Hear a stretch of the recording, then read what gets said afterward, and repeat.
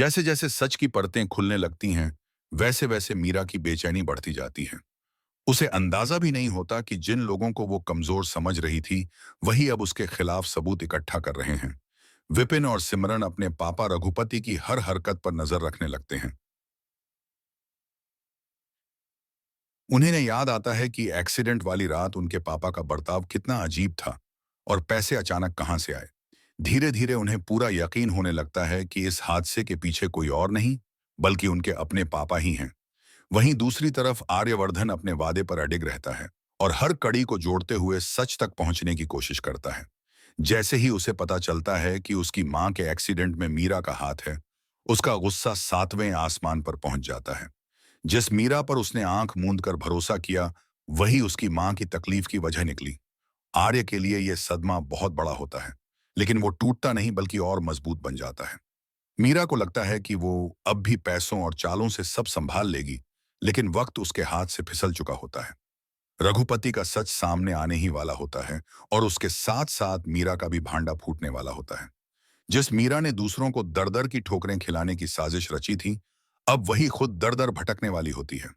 कोई उसका साथ नहीं देता और आर्यवर्धन उसे साफ शब्दों में बता देता है कि जिसने उसकी मां की जिंदगी से खिलवाड़ किया है, उसे वो कभी नहीं छोड़ेगा। कहानी अब उस मोड़ पर पहुंच चुकी होती है जहां इंसाफ होकर रहेगा, झूठ की हार तय है और सच की जीत बस कुछ ही कदम दूर होती है।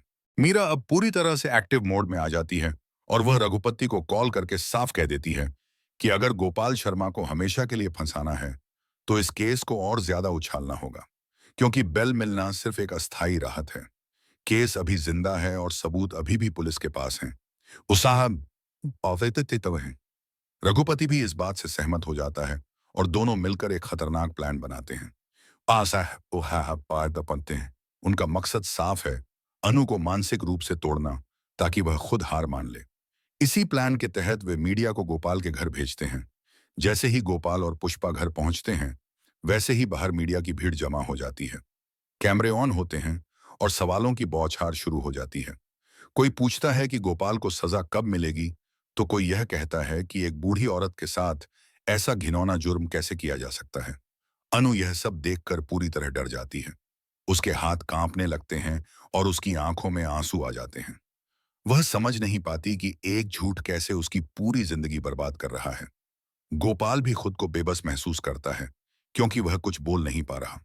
पुष्पा जी की तबीयत भी बिगड़ने लगती है और घर का माहौल पूरी तरह तनाव से भर जाता है। मीडिया के तीखे सवाल अनु के दिल में छुरियों की तरह चुभते हैं और वह खुद को अकेला महसूस करने लगती है। उसे लगता है कि शायद अब कोई भी उसके साथ खड़ा नहीं है। लेकिन इसी बीच जब हालात पूरी तरह हाथ से निकलते नजर आते हैं, तभी एक बार फिर कहानी में एंट्री होती है आर्य की, जो दूर से यह सब देख चुका होता है और अब चुप रहने वाला नहीं होता। उसकी आंखों में गुस्सा और चेहरे पर मजबूती साफ नजर आती है, जो इस बात का इशारा है कि अब वह सिर्फ देखने नहीं बल्कि सच के लिए लड़ने आया है। मीडिया के सवालों से अनु पूरी तरह टूट चुकी होती है और वह खुद को संभाल भी नहीं पा रही होती कि तभी आर्य आगे बढ़कर उसके सामने खड़ा हो जाता है। वह सबसे पहले अनु को अपने पास खींचकर संभालता है और उसे यह एहसास दिलाता है कि वह अकेली नहीं है।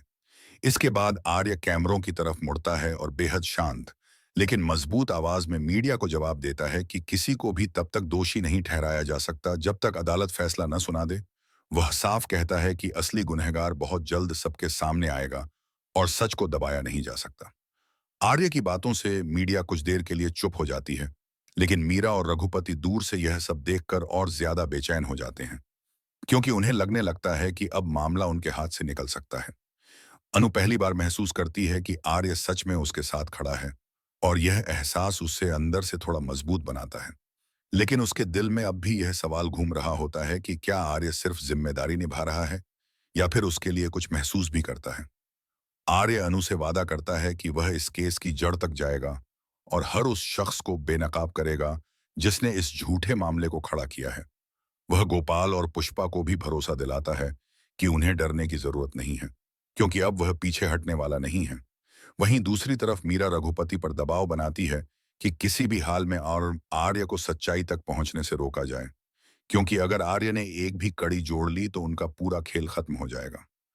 कहानी अब उस मोड़ पर पहुंच जाती है जहां एक तरफ सच की तलाश है और दूसरी तरफ झूठ को बचाने की आखिरी कोशिश। और आने वाले समय में यह लड़ाई और भी ज्यादा खतरनाक होने वाली है।